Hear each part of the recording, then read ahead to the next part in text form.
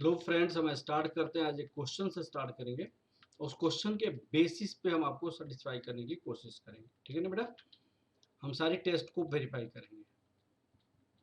ये वाला क्वेश्चन देखिए।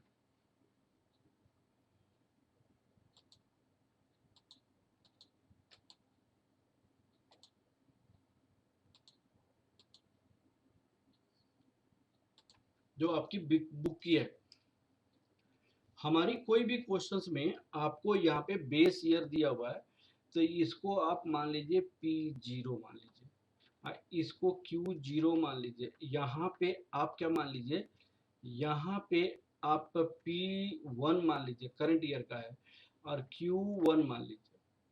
यहाँ पे आप जो कलम बनाएंगे, वो क्या क्या चीज़ का कलम बनाएंगे, वो आप प्लीज समझने की कोशिश करेंगे। एक P0 Q0 का बना लीजिएगा, एक P0 Q1 का बना लीजिएगा, एक P1 Q0 का बना लीजिएगा, अब P1 Q1 का बना लेंगे आप। ठीक है। अब इसमें बोला गया है कि फिशर आइडियल इंडेक्स निकालिए। फिशर आइडियल इंडेक्स, तो मान लीजिए लेस्पियर्स के बेसिस पे हम फिशर आइडियल इंडेक्स निकालने जा रहे हैं। तो क्या होगा, P01 का फॉर्मूला हमारे पास क्या होता है, summation summation P0 P1 Q0 Q0 होता है, और P10 का क्या हो जाएगा, समेसन P, यहाँ पे summation P1 P0 Q1 Q1।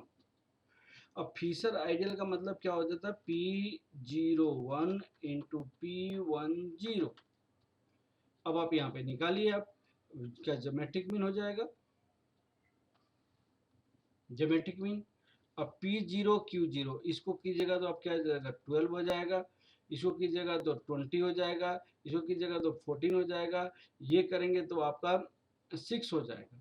और यहाँ पे अगर आप लिखते हैं, अब जैसे मान लीजिए यहाँ पे आपकी टेबल बनाई हुई है, तो P0 Q0 आपका 52 आया गया है, 52। अब यहाँ पे P010, यहाँ पे अब सबका मैं लिख देता हूँ, यहाँ पे 52 हो गया है। अब आप देखिए, P1 Q0 63 है, P1 Q0 63 है। अब आप देखिए, P1 Q0 P1 Q0 P0 Q1 P0 Q1 52 है, P0 Q1 ये आपका 52 है यहाँ पे।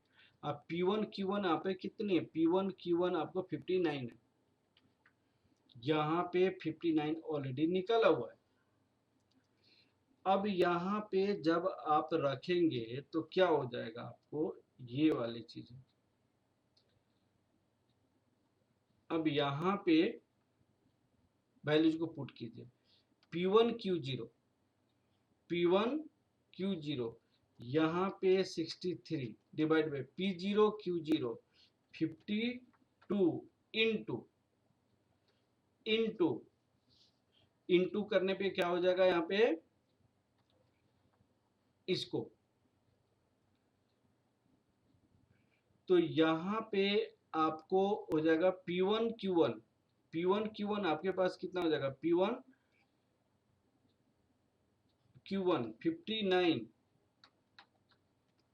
Divided by P0 Q1 52 divided by P1 Q1 59। तो यहाँ पे आपका ये 59 ये कैलकुलेट करेंगे तो आपका फिशर इंडेक्स आ जाएगा। जैसे यहाँ पे कैलकुलेट किया गया है, आपको फिशर इंडेक्स आपका आ जाएगा 52 52 63 59।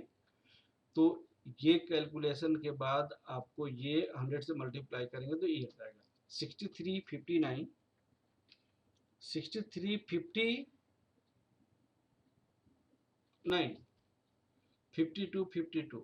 यहाँ पे आपको फॉर्मूला में मैंने क्या लिखा था, यहाँ पे P0 Q1 हो जाएगा। तो ये आपका फिशर इंडेक्स यहाँ पे निकाली गई है। फिशर इंडेक्स देखो बेटा, यहाँ ये वाला यहाँ पे है, ये है, ये है और ये है। और फिशर इंडेक्स का फॉर्मूला देखते हैं यहाँ पे। फिशर आइडियल इंडेक्स यहाँ पे P1 Q1 हो जाएगा, ये हो जाएगा। अब आपको हम फॉर्मूला में देखते हैं, यहाँ पे P1 Q1 P1 Q0 63 है, तो यहाँ पे 63 है। P0 Q0 आपके पास कितनी है यहाँ पे, P0 Q0 52 है, तो यहाँ पे 52 लिखा गया। ठीक है बेटा। अब P1 Q1 59 है। अब P0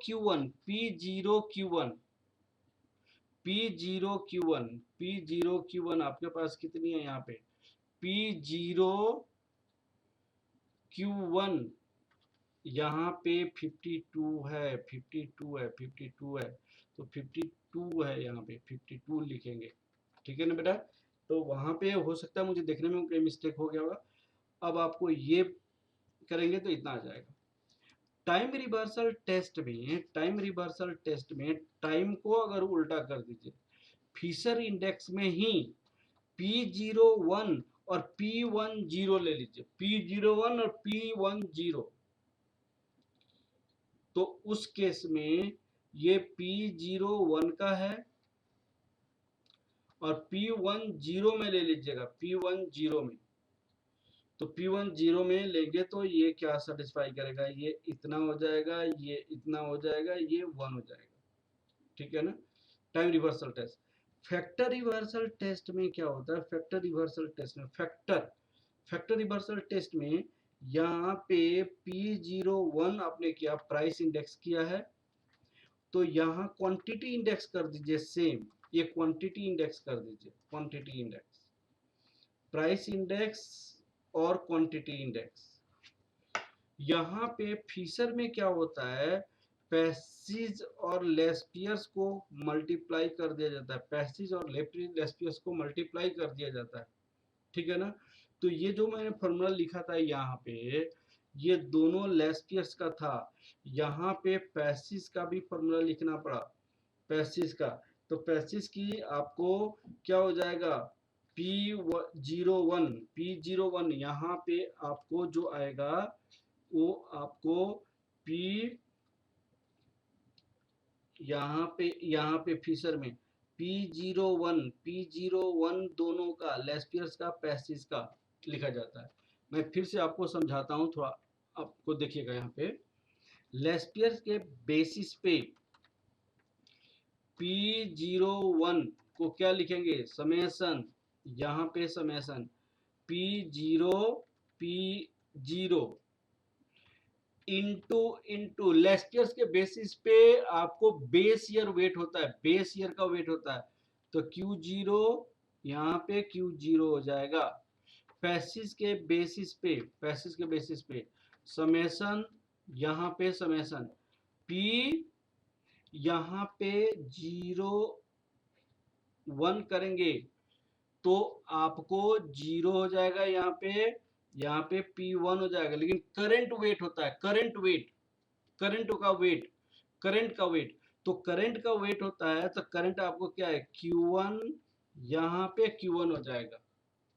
अब आपको फिर फॉर्मूला मैंने क्या, फिशर आइडियल इंडेक्स में क्या किया जाता है, फिशर आइडियल इंडेक्स में पैसेज का, यहाँ पे पैसेज के बेसिस पे, ये लेस्पियर्स के बेसिस पे निकाली गई, तो फिशर आइडियल दोनों को मल्टीप्लाई कर दिया जाता है, ज्योमेट्रिक मीन निकाल लिया जाता है, यहाँ पे दोनों को मल्टीप्लाई कर दिया जाता है, तो समेसन P0 Q0, यहाँ पे समेसन P0, यहाँ पे P1, यहाँ पे 1 हो जाएगा, यहाँ पे P1 हो जाएगा। ठीक है ना।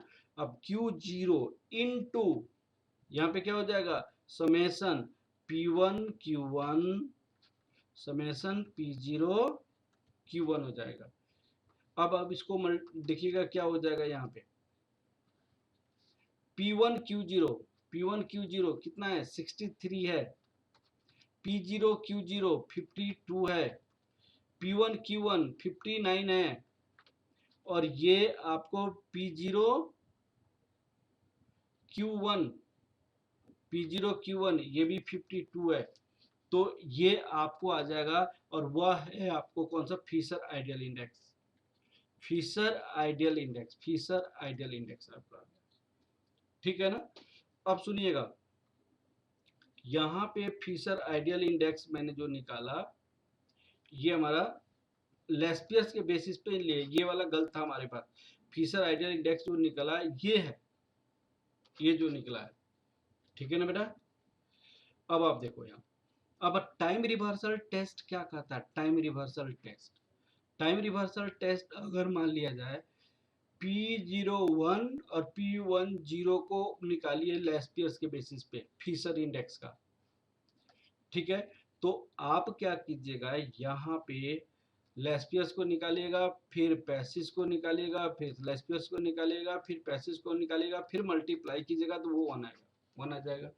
फैक्टर रिवर्सल टेस्ट में क्या होता है, factor reversal test, factor reversal test में आपको एक बार आपको प्राइस निकालना पड़ेगा, एक बार आपको क्वांटिटी इंडेक्स निकालना पड़ेगा, ये क्या हो जाएगा, वैल्यू इंडेक्स हो जाएगा, this is the value index, ठीक है ना बेटा। तो इस तरह हमारे पास ये आपको वैल्यू इंडेक्स आपका इतना आ गया, ठीक है। Okay, thank you class, next class में हमारे एक्सरसाइज शुरू होगा।